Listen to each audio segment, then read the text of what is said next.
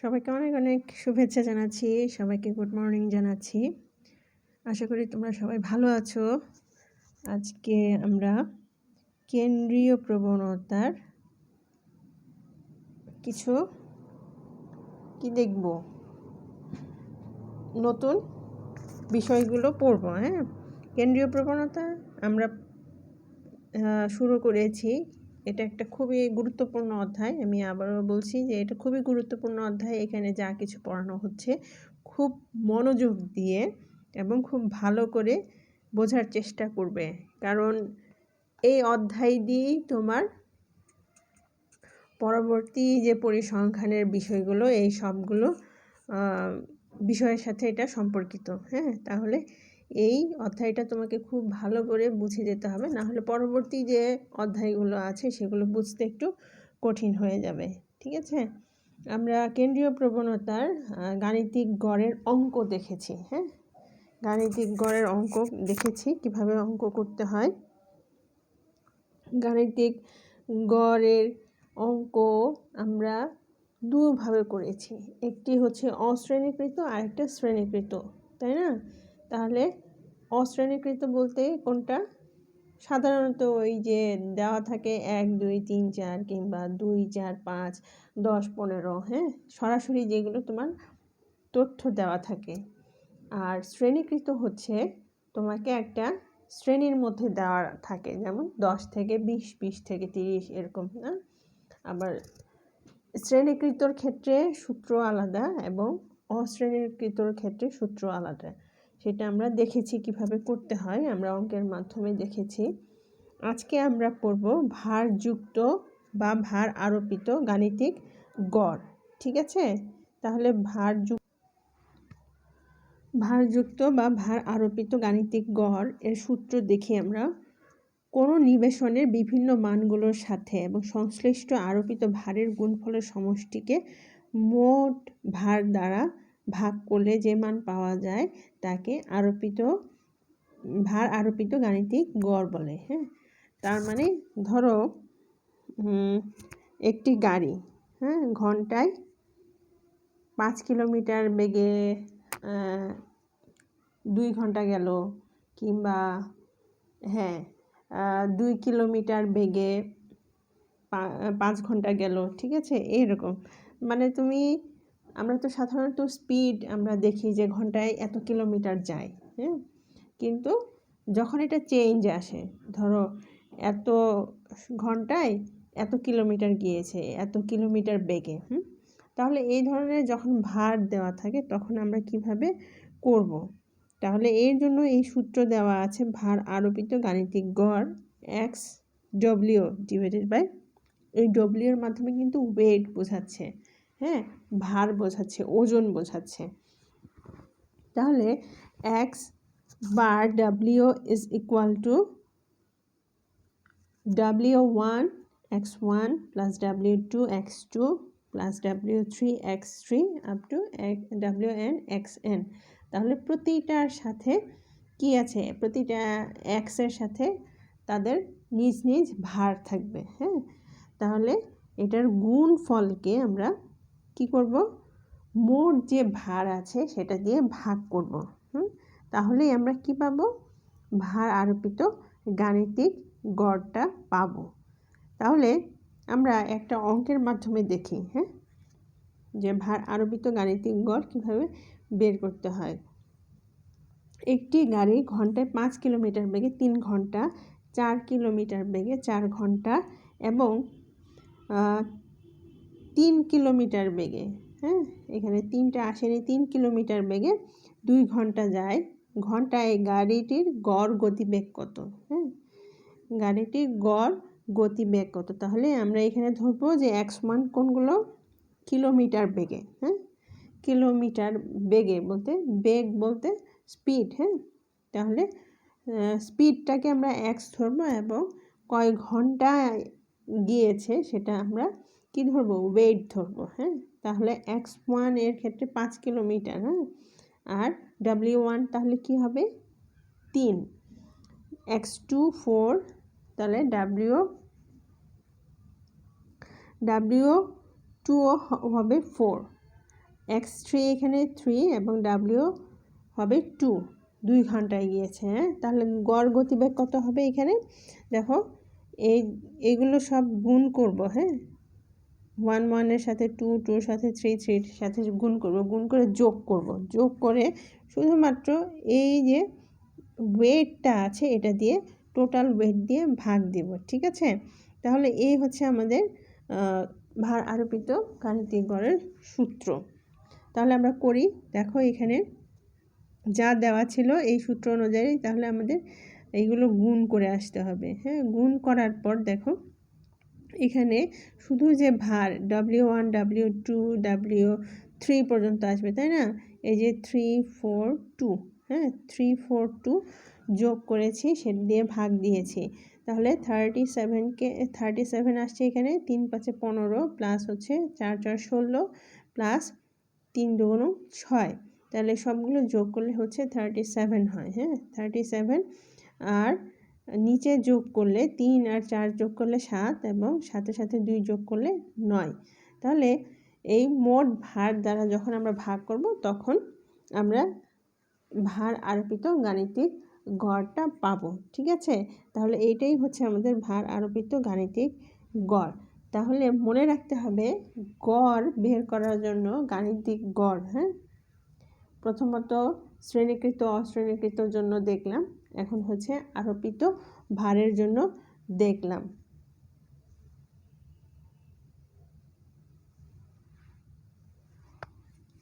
জ্যামিতিক গড়, জ্যামিতিক গড় কোনটাকে বলছি আমরা? কোনো নিবেশনের যতগুলো অশূন্য ও ধনাত্মক মান থাকে তাদের গুণফলের তততম মূলকে ওই নিবেশনের জ্যামিতিক গড় বলে। মূল বলতে আমরা কোন মূলটা বুঝছি বলো তো? Square root. হ্যাঁ, এটাকে কি বলে? বর্গমূল, বর্গমূল।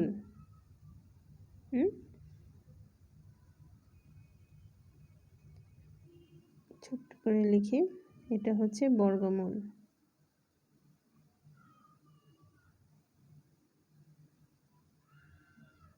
বর্গমূল। তারপর আমরা যে কিউব দেই, ঘনমূল, তাই না? তাহলে এই মূলের কথা বলছে, তততম মূল। এখানে দেখো যে যতগুলো অশূন্য এই কারণেই হয়েছে কারণ এখানে কিন্তু সব গুণ করা। হ্যাঁ, গুণফল বলছে। তাহলে শূন্যর সাথে আমি যদি যা কিছুই গুণ করি না কেন, হ্যাঁ, শূন্যের সাথে যদি আমি 1000 কিংবা 1 কোটিও গুণ করি তাও সেটা কি আসবে? শূন্যই আসবে। এর জন্য বলছে যে অশূন্য এবং ধনাত্মক। কারণ আমি যদি ঋণাত্মক মান গুণ করি, -2 × 100, তাহলে কি হবে? -200। এটাকে যদি আমি স্কয়ার রুট করি তাহলে হলো কিছু, এটা তো অমূলদ একটা সংখ্যা হয়ে গেল। তাহলে এজন্য বলছে যে অশূন্য ও ধনাত্মক মান থাকে তাদের গুণফলের তততম মূলকে ওই নিবেশনের কি বলছে? জ্যামিতিক গড় বলেছে। তাহলে ধরি অশ্রেণীকৃতর জন্য চলক x n সংখ্যক অশূন্য ও ধনাত্মক মান দেয়া আছে। তাহলে অশূন্য ধনাত্মক মান দেওয়া আছে কতগুলো? n সংখ্যক, x1 x2 up to xn। তাহলে এটার জ্যামিতিক গড় কিভাবে বের করব? দেখো যতগুলো দেওয়া আছে মান তাদের গুণফল, তাই না? গুণফলের তততম মূল। ঠিক আছে, গুণফলের তততম মূলকে আমরা কি বলবো? জ্যামিতিক গড়। এটাকে ইংলিশে বলে যে জিওমেট্রিক মিন। ঠিক আছে, তাহলে জিওমেট্রিক মিন, আর এটাকে আমরা এভাবে লিখতে পারি। আর অঙ্ক করার সময় মূলত আমাদের এই সূত্রের মাধ্যমে করতে হবে। হ্যাঁ, gm is equal to nt log 1/n log x i। ঠিক আছে, তাহলে আমাদের এই হচ্ছে জ্যামিতিক গড়। এখন ধরো এখানে যদি তোমার 2x ইজ ইকুয়াল টু, এখানে ধরো x এর মান দেওয়া আছে 3 2 4। ঠিক আছে, তাহলে আমাকে গাণিতিক গড় বের করতে হলে প্রথমে কি বার করতে হবে? log xi বের করতে হবে। তাহলে log xi হচ্ছে আমাকে এইখানে বের করতে হবে। হ্যাঁ, log xi। তাহলে ক্যালকুলেটরে আমাকে log লিখে x মানে 3, log 3 দিয়ে এখানে একটা মান পাবে, log 2 দিয়ে এখানে একটা মান পাবে, log 4 দিয়ে এখানে একটা মান পাবে। ঠিক আছে, তারপরে কি করতে হবে যে এই সবগুলোর মানকে আমাকে যোগ করতে হবে log xi। ঠিক আছে, এটা হচ্ছে সামেশন log xi। তাহলে এই সামেশন log xi কে এখানে বসাতে হবে। ঠিক আছে, আর n কত? এখানে n ইজ ইকুয়াল টু 3 দেওয়া, তাই না? 1 2 3, তাহলে n ইজ ইকুয়াল টু 3। তাহলে nটি লগ কীভাবে বের করতে হয়? শিফট দিয়ে লগ দিলেই হচ্ছে আমার nটি লগ বের হয়ে যাবে। ঠিক আছে, ক্যালকুলেটরে শিফট দিয়ে লগ, আমি আবারও বলছি যে শিফট প্লাস লগ। ঠিক আছে, লগ দিলেই হচ্ছে সেটা কি হবে? এনটি লগ হবে।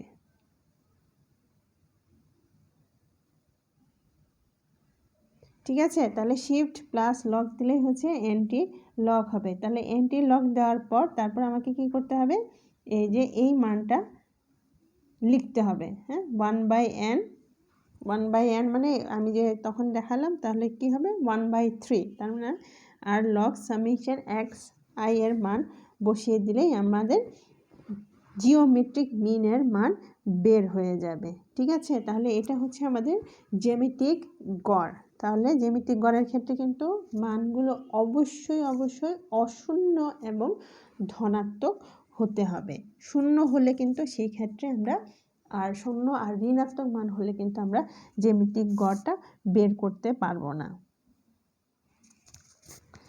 এবার আসো, মনে করি কোনো গণসংখ্যা নিবেশনের n সংখ্যক শ্রেণীর মধ্যবিন্দু সমূহ যথাক্রমে x1 x2 up to xn, আর তাদের গণসংখ্যা দেওয়া আছে f1 f2 f3 এরকম। হ্যাঁ, তাহলে এটা অবশ্যই কি হবে? শ্রেণীকৃত হবে। কিভাবে বললাম বলো? বলছে যে শ্রেণীর মধ্যবিন্দু, n সংখ্যক শ্রেণীর মধ্যবিন্দু। তাহলে ধরো এখানে শ্রেণী দেওয়া আছে,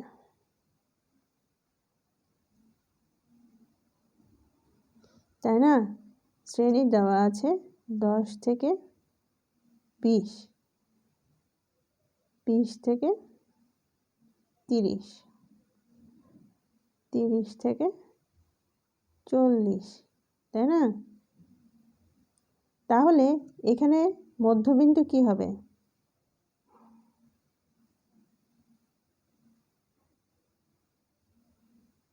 মধ্যবিন্দু হবে x।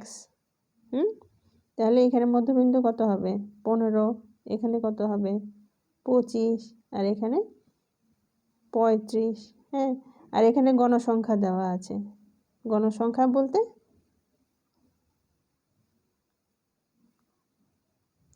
f i দেওয়া আছে, এই যে এই অ্যাপগুলো দেওয়া আছে। হ্যাঁ, f1 f2 f3 এরকম মান দেওয়া আছে। হ্যাঁ, সেই ক্ষেত্রে আমরা কিভাবে করব? দেখো, এই যে x1, তার মানে এখানে x1 কত? 15, তাই না? এটার পাওয়ার কত দেওয়া আছে f1, আবার x2 25, এটার পাওয়ার কত দেওয়া আছে f2। হ্যাঁ, এভাবে না করে বরঞ্চ আমরা এই যে নিচের যে মানে আমি দেখাচ্ছি যে কি ধরনের আমরা শ্রেণীকৃতর জন্য করব, শ্রেণীকৃতর জন্য আমরা কিভাবে এই জিওমেট্রিক মিনটা বের করব। তাহলে এরকম যখন থাকবে তখন আমাকে কি করতে হবে, প্রথমেই এখানে তোমার শ্রেণী দেওয়া আছে, ঠিক আছে, শ্রেণী,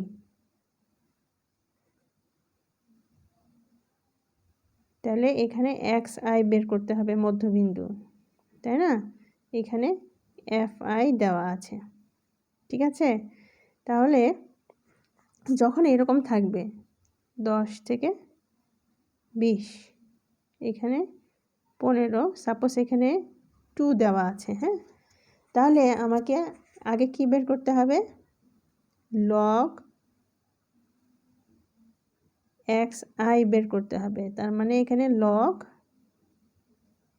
কত 15 এর মান বের করতে হবে। তারপর এই লগ 15 সাথে এই যে 2 গুণ করতে হবে এটা বের করার জন্য। তাহলে এফ আই লগ এক্স, তাই না, তাহলে এই যে লগ এক্স এর সাথে লগ 15 সাথে এই যে 2 গুণ করতে হবে, হ্যাঁ, 2 গুণ করতে হবে। তাহলে আমরা এই জিওমেট্রিক মিনটা পেয়ে যাব, ঠিক আছে। আমরা অঙ্কের মাধ্যমে দেখব, কিন্তু তারপর আমি সূত্র বিশ্লেষণের জন্য তোমাদের ভেঙে দেখালাম। তাহলে শ্রেণীকৃতর জন্য আমাদের সূত্র কি হবে, এনটি লগ 1/N, তার মানে মোট গণসংখ্যা, ঠিক আছে, divided into summation F I log x I. আমরা একটা অঙ্ক দেখি, তাহলে আরও ভালো বুঝতে পারবো।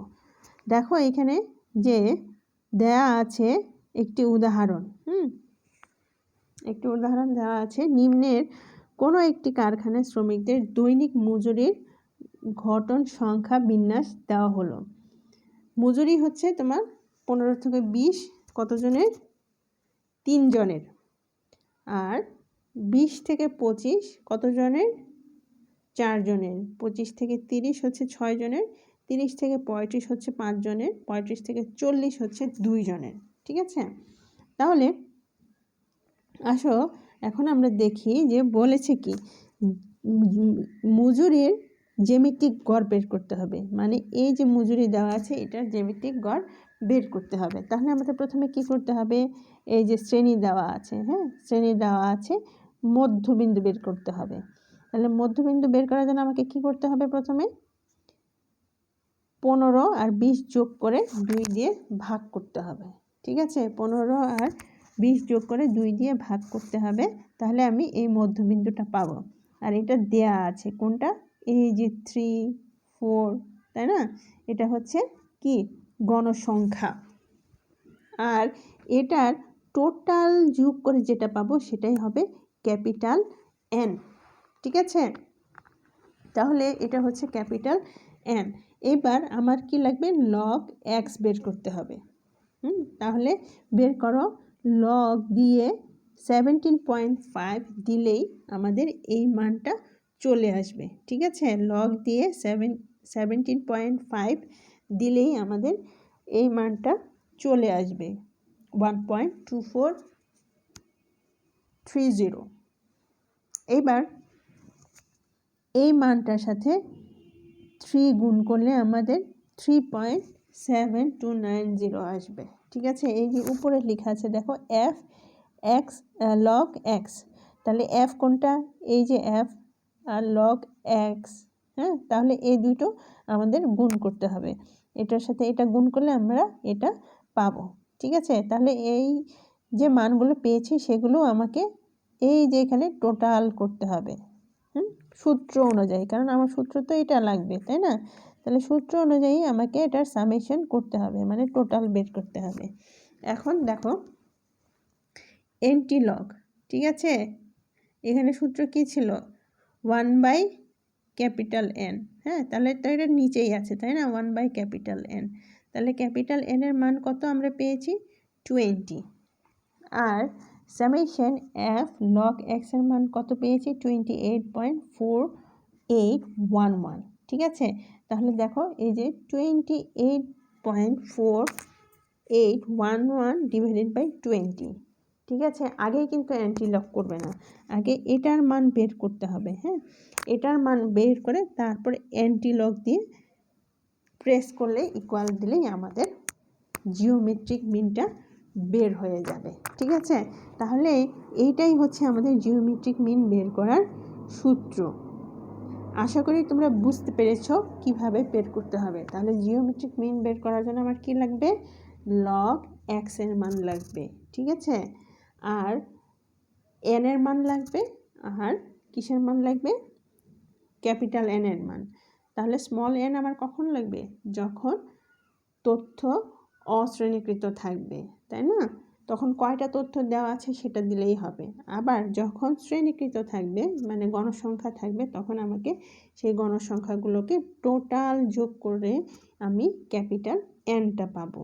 ঠিক আছে, তাহলে ক্যাপিটাল এন তো পেলাম। ক্যাপিটাল এন পাওয়ার পরে আমরা কি করব? ওই যে f log x বের করতে হবে। হ্যাঁ, f log x বের করে সেটাকে যোগ করতে হবে। যোগ করে সূত্রে বসিয়ে এনটি লগ করলেই আমি কি পাবো? জিওমেট্রিক মিনটা পাবো।